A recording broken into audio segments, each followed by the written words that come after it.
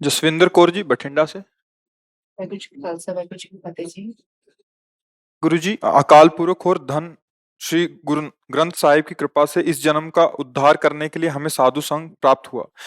गुरुवाणी की कृपा से और संतों के मार्गदर्शन से नाम सिमरन हो रहा है। जैसे जैसे आगे बढ़ने लगे हैं, अंदर के अवगुण और विकारों के हृदय को बहुत व्याकुल करने लगे। इतने अवगुण हैं कि बता नहीं पा रहे थे और नहीं, बहुत कई जलन हो रही कई थी। बार सत्संग में अगर आप श्रवण किए हो तो बहुत सुंदर तरीके से सहज में वर्णन हुआ है।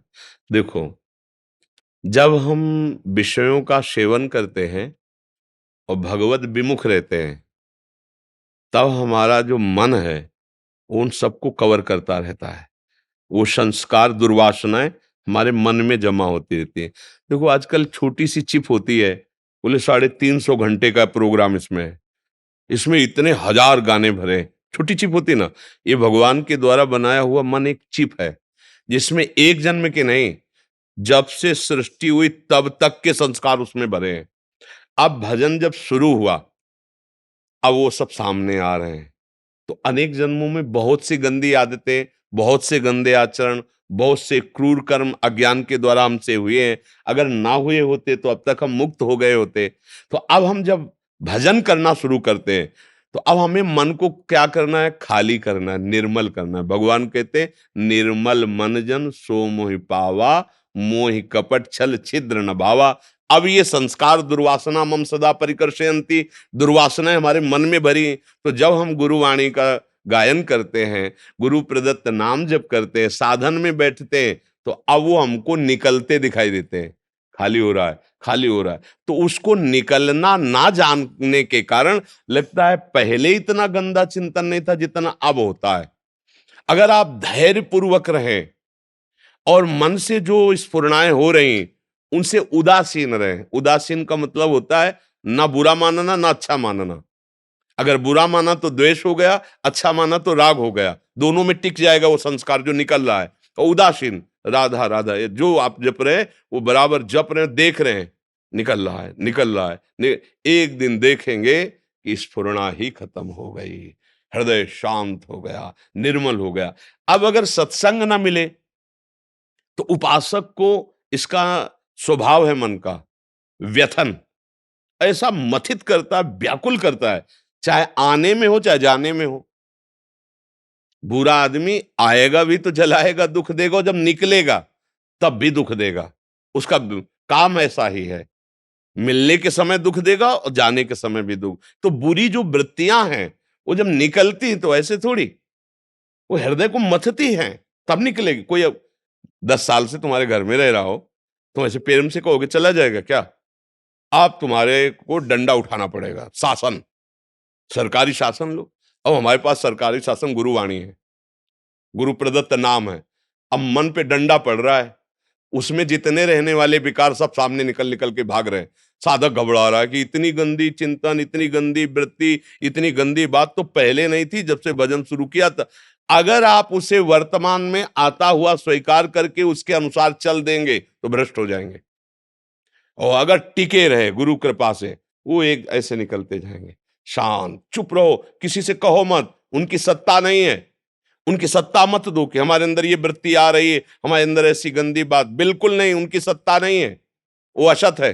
भगवान कह रहे हैं, मात्रा स्पर्शास्तु कौन्ते शीतोष्ण सुख दुखदा आगमा पाइनो अनित्यास्तास तितिक्षस्व भारत। तू सह, चुप रह, ना दोस्ती कर उस वृत्ति से, ना दुश्मनी कर।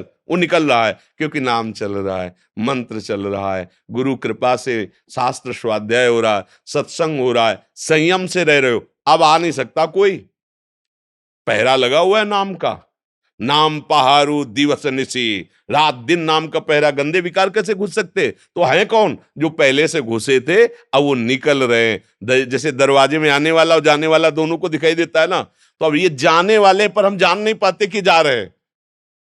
ये हमारी तरफ ही मुख किए होते तो लगता है आ रहे हैं, और इसी कारण साधक घबरा जाता है। यार मन में ऐसी गंदी बात क्यों आ रही? हम तो भगवत मार्ग के पथिक है, आ नहीं रही, जा रही, जाने दो, चुपचाप जाने दो। अरे एक बार चला जाता वही काम लाखों बार, तो लाखों बार उसमें भरा हुआ है मैसेज, लाखों मैसेज उसी के हैं, काम के। वो धीरे धीरे धीरे धीरे डिलीट होते चले जाए। मन निर्मल हुआ, परमात्मा साक्षात्कार हो गया। तो इसमें घबराने की जरूरत नहीं है, धैर्य की जरूरत है, बताने की जरूरत नहीं है और मानने की जरूरत नहीं। मेरे में ये गंदी वृत्ति है, मानने की जरूरत नहीं है। मैं न कभी गंदा था न कभी गंदा होऊंगा। मन ने हमें तदात्म करके गंदे आचरण करवाए। आज गुरुवाणी की कृपा से ये समझ में आ गया कि मन अलग है, हम अलग हैं। ये तन अलग है, मन अलग है, हम अलग हैं। अब अलग हो करके उस पर दृष्टा दृष्टि रखो, डांट लगाओ, बुरे आचरण मत होने दो। जो बुरी वृत्तियां आ रही उनसे उदासीन रहो, निकल जाएगा, मन निर्मल हो जाएगा, शांत हो जाएगा। पर कहने में बहुत सरल है, जब वो निकलता, मवाद सड़ा हुआ होता है, पक गया होता है, अरे आराम से निकलता है क्या? चीख मारोगे। और वो सड़न वाले स्वभाव गंदे वो निकल रहे, तब उपासक बावरा हो रहा है। बावरा अगर नहीं, गुरु कृपा है, समझ नहीं पाएगा तो कूद जाएगा विषयों में कि तब तो शांति मिले, जल रहे कब तक चले। वो जलन मटकी को पक्की कर रही है। प्रेम रस या ज्ञान रस रखने के लिए कच्चा पात्र नहीं चाहिए। और वो जलन आपको परिपक्व, चुपचाप सह जाओ। सहत सहत बाढ़े भगति, जो सह गया। अगला श्लोक है गीता में, इसी श्लोक के बाद, यम ही न व्यथ्यंते ते पुरुषम पुरुषर्षभ शम दुखा सुखा धीरम स्वमृतत्वाय कल्पते। इनकी वेदनाओं से जो विचलित नहीं होता, व्यथित नहीं होता, वही परम पद में आरूढ़ हो जाता है, वही फतेह को प्राप्त होता है। बस अपने वृत्ति को समझिए, वो निकल रही है, आ नहीं रही है। और किसी से कहिएगा मत, आप भी स्वीकार कीजिएगा मत। इसके रहस्य है, आपने ठूंठ को भूत मान लिया तो वो भयभीत करेगा। ये ठूंठ है, भूत नहीं है, इसकी सत्ता नहीं है। नासतो विद्यते भाव, ये काम क्रोध इनकी सत्ता थोड़ी है, ये तो मानी हुई बात है, इनकी सत्ता नहीं है। इनकी सत्ता दोगे कि है तो भयभीत करने लगेगा। है ही नासतो विद्यते भाव, इन असत भावों की कोई सत्ता नहीं। ये आने जाने वाले, ये बराबर रहते हैं क्या?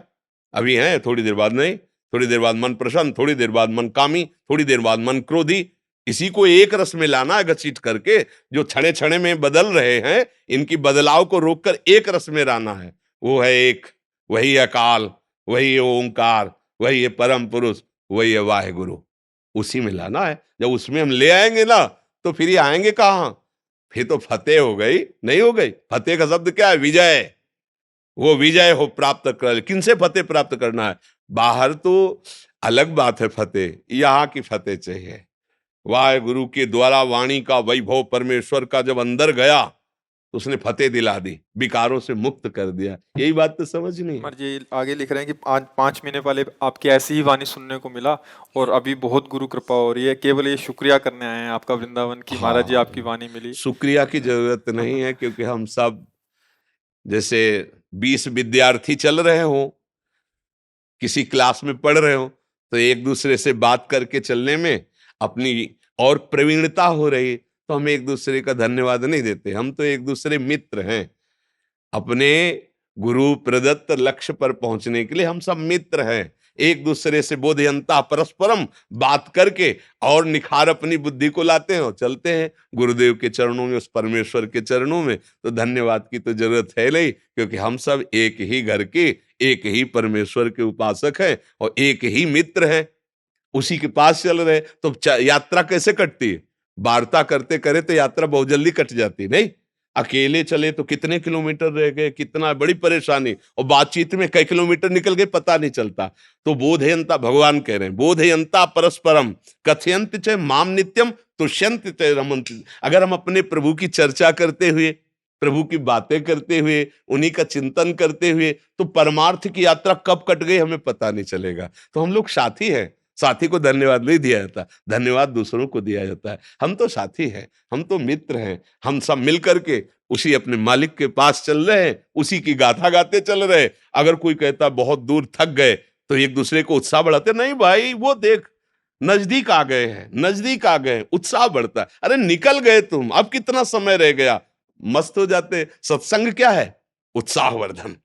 अपने स्वामी की तरफ, अपने प्रभु की तरफ एक एक कदम बढ़ाने में जो हमें श्रम सा लग रहा है, वो श्रम न लगे और आनंद आ जाए, उत्साह। कोई भी हार रहा हो और अगर उसको प्रोत्साहन दे दिया जाए ना, ए तू जीत गया, भले वो नीचे पड़ा है, ए तू जीत गया, अब इसमें देखो बड़ी शिथिलता आ रही, तुम पटक दोगे, वो पटक देगा, क्योंकि उसको वाणी के द्वारा उत्साह मिल गया।